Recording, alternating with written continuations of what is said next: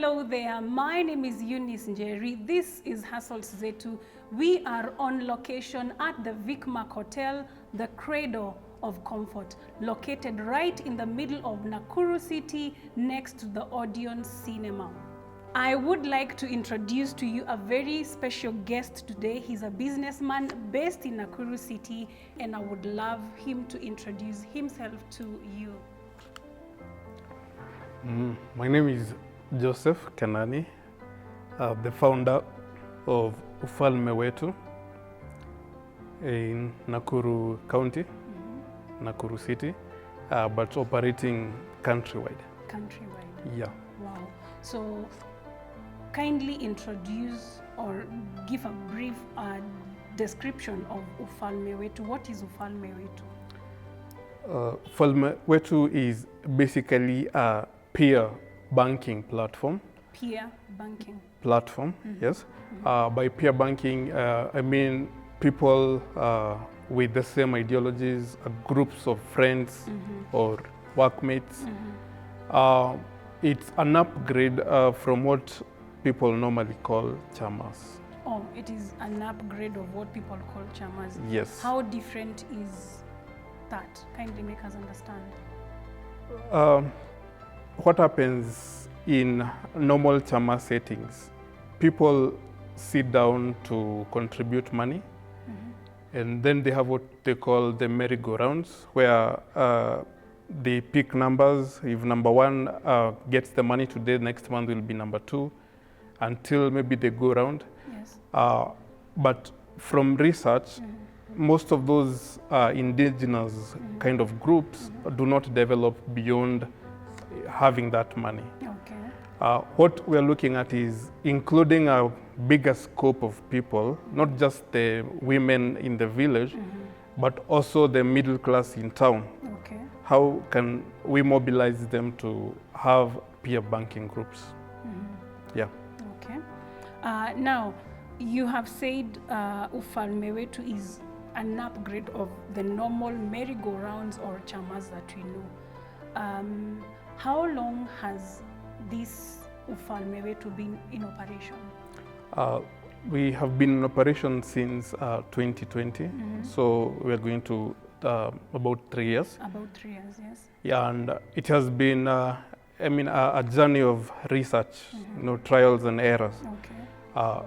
Because basically, what we realized is that to develop, everyone needs a boost. All right. The levels of incomes in this country are low. Yes. And most people usually use their incomes just to survive. There is hardly anything left to save. And if there are no savings, that means there's nothing to invest. Okay. But when people come together, and if they have a proper format, then they can be able to save as an obligation. Okay. They can be able to borrow the amounts that they save. Okay. And they can be able to co-guarantee each other. That is, your peer is your accountability partner. Wow. And with that, we realize that people are able to access credit easily and fast. And we also compared what we do with the normal banking system. All right.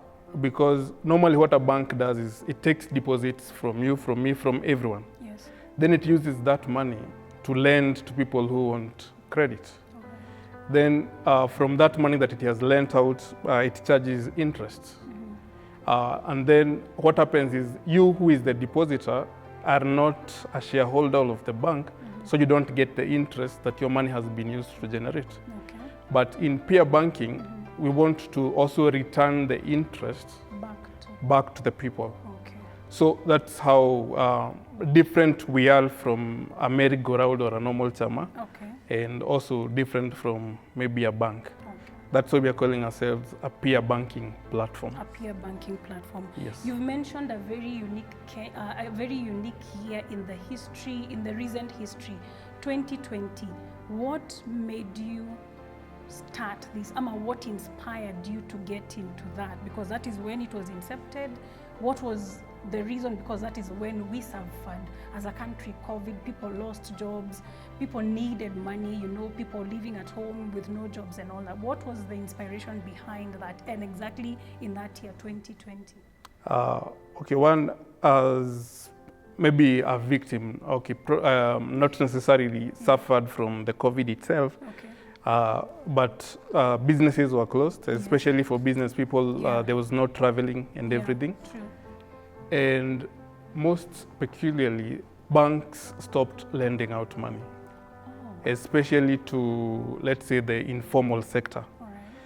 Because banks usually rate the people they lend based on the risk levels.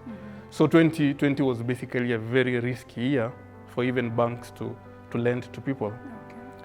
But people still needed money, and people, you know, Kenyans are very entrepreneurial, so there were still business opportunities to be done. And that's when the thought of, okay, let's form a chama to do this. And from that concept of the chama, that's when now the realization that this can be bigger and this can be applied to a wider scope, such that we're not just forming a chama so that number one gets the money this month, number two gets the money that month, but we're forming a chama so that if we are business people and you need a boost for your stock, you don't need to go to the bank. You can come back to your peer bank, borrow the money that you need, return with interest, and so two things will have happened. One, you will have solved your problem in your business. And number two, at the end of the year, the interest that you were charged will come back to you as dividend. Okay. Yeah. You sound very enlightened or knowledgeable concerning this. Is your background finance? Have you worked? Yes. I studied economics for 4 years at the university. Okay. And also I'm a certified public accountant. Wow. So, and with almost 10 years experience in the finance sector. But more importantly, I have been able to work in projects where I'm dealing with different levels of people, including casual laborers. And that's when I realized that it's those people at that level that are very keen on having these things called chamas. The people in the hustle, when you say we are beginning a hustle, mtu anaanza kujijenga. But the way they run it, as I said, it's something that, if you look at it critically, it's like lending someone your money and then getting it back kidogo kidogo when you do the merry-go-round. So to help also that person that is at that level to understand that, one, you could be compelled to save. Because you see, when you have a peer group and everyone is supposed to save a certain amount of money, you're compelled. You do it as a habit, and then you start it as an obligation, and then it becomes a habit. And second thing, you have a ready access to credit when you have a project.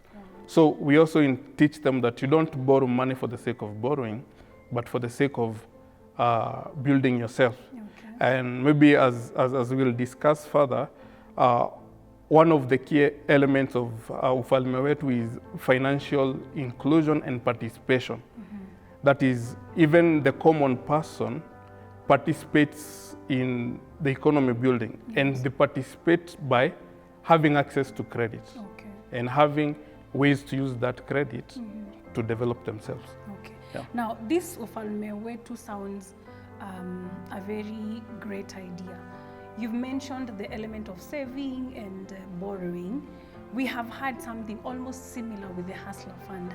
How are these two different for somebody in Kaptembwa who wants to borrow money? Are they aware of the existence of Ufalme Wetu, and how can one take up this? Okay, the Hustler Fund was a very great initiative by the government. But realistically speaking, as in, if I gave you 500 shillings or 1,000 shillings, what would you do with it to, like, what kind of business would you start with? Because some memes on the internet, someone said that they took a loan to go to start a barber shop, but the money they were sent was the equivalent to what they paid to get a shave. So instead of starting the barber shop, alienda kunyolewa. So they got 500 shillings, and that's what we use for shaving. Exactly. Okay. I'm not watering it down as a bad thing. Yeah. What I'm saying is, you can't control really the limit of money you can get. Okay. And second thing, there is, as much as you're using this phone and you have your ID numbers given to the government, there's no really accountability. The government doesn't really follow you to see whether what you're saying you'll do, you're going to do it. Okay. Yeah? So with Ufalme Wetu, there's accountability. Yes. You can get more money. Exactly. Okay. And the whole concept of peer banking, you know, like if we are 10 of us, so it means that 9 of the other members are your accountability partners. Yes. They saw you take a loan of 10,000 shillings, you said you'll go do this and this, so they have to follow up to make sure you're doing that. So that you're able to also now pay back. Pay this back, money. exactly, because now they are shareholders of that peer bank. Yes. The element of accountability comes in now, Exactly. which is different from the hustles. And also the element of money. From the hustler fund, which is different from the hustler fund. Exactly. And also the element of money. If we take an example, just a quick maths example, where you have 10 members each contributing 5,000 shillings every month, that would mean that you have a kitty with 50,000 shillings. Okay. And if you contribute maybe the second month, that means your kitty has 100,000 shillings. So let's say one of the members requires for business 100,000 shillings. Yes. So it means they have access to that money. And the 9 of you becomes the guarantors of that loan, that you have allowed this one person to take the 100,000 shillings from that kitty. But now when he takes it, the members will agree, okay, this is supposed to be returned with an interest rate. Yes. Let's say 5% per month. So that means if he takes 100,000 shillings, when he repays it in the following month, it's supposed to come with 105. So it means in the kitty, there is the normal contribution, and also there is the extra money that comes in form of interest. So, and it also happens in the laws of probability, not everyone will require a loan at the same time, or at all the times. Yeah, true. So different people will require it at different times. So making that available. Now Ufalme Wetu comes in the place of one. We have an online platform that helps you to manage your affairs as a peer bank or as a group. Okay. Because what happens normally, people usually have those kind of things. Okay. But it is difficult to follow who has the money. It's difficult to follow how much money do we have as a group. It's difficult to calculate how much interest have we earned at the end of the year. But now the platform does all that. Okay. It has the reporting part. You can be able to know your statement for the loan, your statement for your savings.